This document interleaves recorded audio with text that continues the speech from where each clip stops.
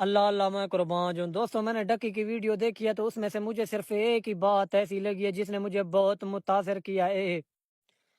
وہ بات یہ ہے کہ ڈکی نے بولا ہے کہ میں مشکل میں تھا تو میرے رشتہ داروں نے مجھے 60 لاکھ روپیہ دیا ہے۔ مطلب کہ دوستو ہمارے رشتہ دار ایسے ہیں، یقین مانے اگر کبھی ہم پہ مشکل پڑ جائے پہلے تو ہمیں بلاک کر دیں گے، اور اگر بلاک بھی نہ کریں تو 60 لاکھ دور کی بات ہے، 60 روپے بھی نہیں دیں گے۔ دوستو یقین مانے ہمارے رشتہ دار تو ایسے ہیں کہ اگر کم تنخواہ بتاؤ تو عزت نہیں کرتے، اور اگر زیادہ تنخواہ بتاؤ تو پیسے ادھار مانگ لیتے ہیں۔ پتہ نہیں دوستو ڈکی کو کیسے رشتہ دار ملے ہیں، ہمیں بھی ایسے رشتہ دار مل جائیں تو یقین مانے چاس آ جائے گی۔ دوستو رشتہ داروں کا تو نہیں پتہ، لیکن میرے پاس الحمدللہ دوست موجود ہے، اگر میں اسے ادھار پیسے کروڑ بھی مانگ لوں تو مجھے دے سکتا ہے۔